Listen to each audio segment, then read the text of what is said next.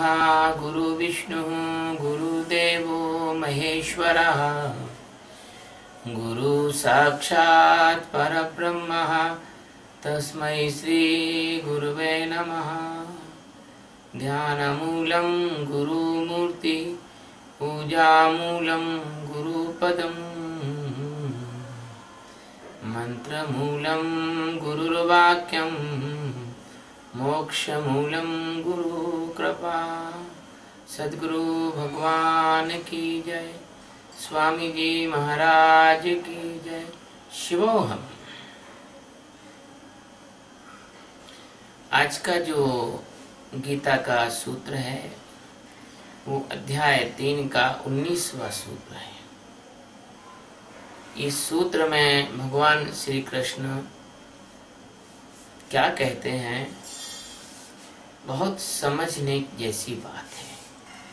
तस्मादसक्त सततं कर कार्यं कर्म समाचरः असक्तो ह्याचरन् कर्मं परमाप्नोति पुरुषः। तस्मात् असक्त सततम कार्यम कर्म समाचर। असक्त ही आचरण कर्म परम आपनोति पुरुषः। तस्मात् यानी इसलिए, असक्त यानी आसक्ति से रहित होकर, सततम यानी निरंतर, कार्य कर्म यानी कर्तव्य कर्म को, समाचर यानी भली भांति करता रहे, ही यानी क्योंकि, है ना, आसक्त यानी आसक्ति से रहित, आचरण यानी कर्म करता हुआ, परम यानी परमात्मा को, आपनोति यानी प्राप्त हो जाता है, पुरुष यानी मनुष्य। भगवान कहते हैं कि इसलिए तू निरंतर आसक्ति से रहित होकर सदा कर्तव्य कर्म को भली भांति करता रहे, क्योंकि आसक्ति से रहित होकर कर्म करता हुआ मनुष्य परमात्मा को प्राप्त हो जाता है। देखिए, ये इसका शाब्दिक अर्थ है, संधि विच्छेद वाला अर्थ है, लेकिन इसका जो गूढ़ और मार्मिक अर्थ है, आध्यात्मिक अर्थ है, वो कुछ अलग है। और भगवान श्री कृष्ण सच्चिदानंद परमात्मा इस अर्थ को इशारा दे रहे हैं और अर्जुन को कह रहे हैं कि अर्जुन, कर्म भी तेरी मुक्ति का मार्ग बन सकता है। लोग ऐसा सोचते होंगे, संसार के लोग, कि कर्म सब छोड़ छुड़ा के और बस भगवान का भजन ध्यान करो, इससे मुक्ति हो जाएगी। ऐसा नहीं है। कर्म भी मुक्ति का मार्ग बन सकता है, परंतु कर्म कैसा होना चाहिए ये भगवान बता रहे हैं। कर्म ऐसा होना चाहिए कि उसमें आसक्ति का निरंतर अभाव हो, मतलब लगातार उसमें ऐसा सतत शुद्धता पूर्वक कर्म हो कि उसमें आसक्ति ना हो, संग दोष ना हो। क्षण मात्र के लिए भी तू आसक्त नहीं हो किसी में, और अपने निर्धारित कर्मों को करता चल। यह मुक्ति की चाबी है। अब जरा ध्यान से सोचना आप, ऐसा कैसे हो सकता है कि जो व्यक्ति अज्ञानी है वो आसक्ति छोड़ के कर्म कैसे कर सकता है? इसमें एक रहस्य छिपा हुआ है इस श्लोक में। भगवान किस तरफ इशारा कर रहे हैं? भाई, आसक्ति का अभाव जो है, और फिर उसको निरंतर सजगता रखना कि आसक्ति घुस नहीं जाए किसी भी कर्म में। जैसे कोई मजिस्ट्रेट होता है, न्यायाधीश होता है, उसको ये सिखाया जाता है कि देखो भाई, तुम निष्पक्ष फैसला करना, किसी की तरफ झुकना मत, सत्य है उसी के पक्ष में फैसला करना। तो यहां पर ये जो एकदम से समता और सजगता, बैलेंस एंड अवेयरनेस, ये रखनी होगी। तो ये समता और सजगता ऐसी नहीं है कि कोई बाहर की समता और सजगता है कि आप बिल्कुल कोई चीज को ऐसे हाथ में उठा के पकड़े हैं और एकदम सजगता पूर्वक उसको देखते चले जा रहे हैं, त्राटक कर रहे हैं, दीपक की ज्योति पे देख रहे हैं। ऐसा नहीं है। ये आंतरिक सजगता है, इंटरनल अवेयरनेस है, इंटरनल कॉन्शियसनेस है। और भगवान यहाँ ये कह रहे हैं कि तू ये आंतरिक सजगता प्राप्त करेगा तो कैसे करेगा? तो भगवान यहाँ पर साक्षी की तरफ इशारा कर रहे हैं। भगवान यहाँ साक्षी में ठहरने की तरफ इशारा कर रहे हैं। गीता पूरी की पूरी गीता अपने इस ध्यान योग की तरफ बताती है, लेकिन लोग समझ नहीं पा रहे हैं इसको।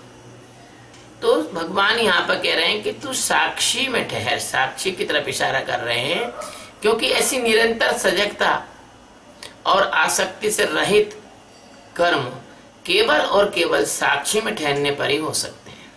आप तो जानते हैं, आप लोग साक्षी का अभ्यास करते हैं, आपको पता है कि साक्षी का यदि अभ्यास करेंगे तो हम किसी भी विचार से जुड़ेंगे नहीं और उनको बस देखेंगे दृष्टा बन के, तो ना तो कोई कर्म में हमें आसक्ति होगी और ना ही कहीं हम जो है उसमें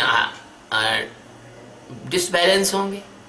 तो ऐसी स्थिति में तब जीवन के सारे जो कर्म हैं, सोना, जागना, उठना, नहाना, धोना, बर्तन धोना, भोजन बनाना, ऑफिस जाना, फाइल निपटाना, जितने भी कर्म हैं सारे कर्म आपकी साधना बन जाते हैं। यही तो है वर्क मेडिटेशन। क्योंकि सुबह जब जागते हो और उससे लेकर रात के सोने तक जो भी कुछ आप करते हो, सभी समय सभी कालों में आप साक्षी में रहते हैं। और साक्षी में रहने से और निरंतर साक्षी में रहने से क्या होता है? फिर तो अनासक्ति बनी रहती है। एक एक कर्म में, एक एक विचार में, एक एक क्षण में साक्षी की सजगता अखंड रहती है। इससे एक नया चमत्कार होता है। जैसे आप साक्षी रहेंगे तो ध्यान की घटना घटित होती है। ध्यान कोई क्रिया नहीं है, ध्यान किया नहीं जाता, ध्यान घटित होता है, ध्यान होता है। आप तो सिर्फ साक्षी में रहकर ध्यान को एक निमंत्रण देते हैं, आमंत्रण देते हैं, वो आए ना आए उसकी मर्जी है। सरीन बोलती है, अन्य साधक बोलते हैं, आप बोलते हो स्वामी जी मैं ध्यान में बैठता हूं तो नींद आती है। अरे भाई नींद आती है, आने दो ना, तुम कुछ नहीं कर सकते हो। तुम अपनी मर्जी से छींक नहीं सकते हो, अपनी मर्जी से तुम कुछ कर नहीं सकते हो, अपनी मर्जी से तुम बुढ़ापे को नहीं रोक सकते हो, इस प्रकृति की घटना को नहीं रोक सकते हो। नींद एक घटना है, ध्यान एक घटना है। ध्यान की घटना घटित होती है, चमत्कार हो जाता है अगर निरंतर कोई ईमानदारी से साक्षी में रहे तो। और फिर साक्षी में रहने से एक फायदा और होता है कि आपको क्या खाना और क्या नहीं खाना है, क्या बोलना है और क्या नहीं बोलना है, कहाँ जाना है और कहाँ नहीं जाना है, सारी चीजें, सारा कंट्रोल आपके ऊपर अस्तित्व का हो जाता है। आप जो हैं कुछ गलत कर नहीं सकते, कुछ गलत खा नहीं सकते, कहीं गलत स्थान पे जा नहीं सकते। तो ये कर्मों में कितनी भली भांति सजगता हो जाएगी, प्रामाणिकता हो जाएगी, ईमानदारी के कर्म करोगे आप, अनासक्ति हो जाएगी, उससे जुड़ोगे नहीं। और फिर जब ऐसा होगा तो निर्बंधता हो जाएगी, मतलब वो कर्म आपको बांध नहीं सकेंगे। यह सजगता, यह प्रामाणिकता, यह अनासक्ति, यह निर्बंधता उस साधक को परमात्मा की प्राप्ति के मार्ग पर बहुत तेजी से ले जाती है, उत्तरोत्तर विकसित करती है उसको। वो दिनों दिन बदलता चला जाता है, वो एक एक दिन में और लंबी लंबी छलांग लगाता है इस यात्रा में। और अंत तो गत्वा क्या होता है, वो साधक जिस स्थान पर चला था और जहां वो पहुंचेगा, तो जहां से चला था तो वो करता था, कामी था, भोगी था, पापी था, मैला था और क्रोधी था। लेकिन जैसे जैसे वो साक्षी और ध्यान में डूबता चला गया, वैसे वैसे धीरे धीरे निर्मलतम निर्मल निर्मल निर्मल परमात्मा में रूपांतरित हो जाता है। इसको कहते हैं कि वो साधक परमात्मा को प्राप्त हो गया। तत् अर्थात उस जो अंतर्निहित परमात्मा को जानने के लिए, जो तुम्हारे अंदर मौजूद है, उसको पाने के लिए, जो तुम्हारे अंदर तुम्हारा आत्मा है, तुम्हारा जीवन है, उसको जानना, उसको पाना, ये जानना ही उसका पाना है। ऐसा नहीं होता कि जानना अलग है और जानने वाला अलग है, नहीं नहीं नहीं। तो आप ही जानने वाले हो और आप ही पाने वाले हो और आप ही परमात्मा हो, तीनों एक हो जाते हैं। तो अर्जुन, तू सतत निरंतर बिना रुके कर्म कर, और कर्म कौन से कर? कर्म ऐसे साधना के कर्म कर जो तुझे परमात्मा के योग में सहायक हो। जब तू उनको ऐसे कर्म करके उन समता में ठहर जाएगा तो साक्षी को पार करके, जैसे मैंने बताया कि ध्यान की घटना तुझ में घटेगी, तभी तू कर्मों की आसक्ति और कर्ता भाव से रहित हो जाएगा।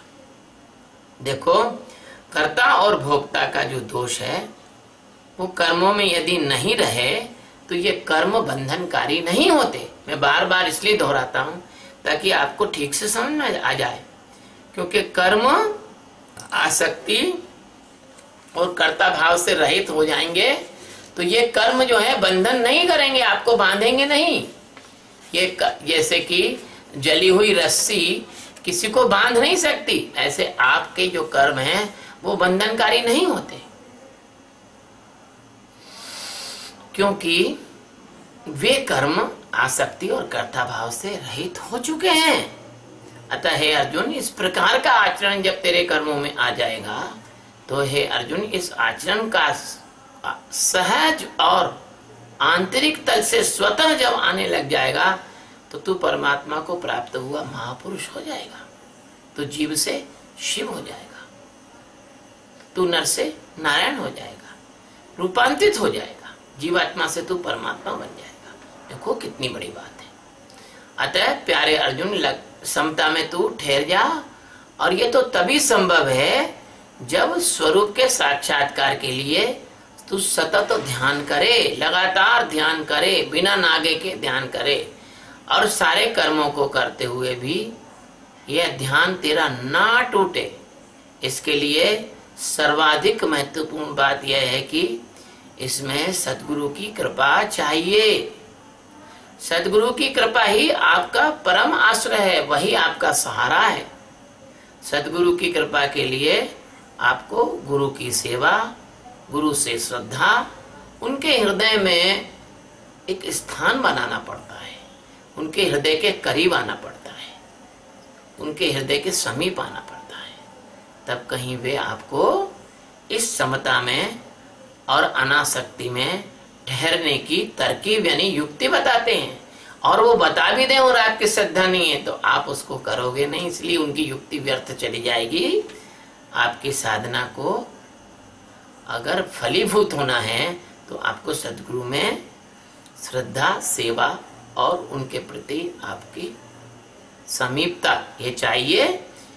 आपकी साधना को सद्गुरु पालते हैं, पोसते हैं और आपकी यात्रा को पूरा कराते हैं। सद्गुरु एक माँ के समान होते हैं, वो आपको अपने ब्रह्म गर्भ में रखते हैं, और वहां से आपका जन्म जब होता है तो आप अजन्मा परमात्मा के रूप में रूपांतरित हो जाते हैं। भगवान आप सबके जीवन में यह परम घटना अवश्य घटित करे। सद्गुरु भगवान की जय। स्वामी जी महाराज की जय। शिवो।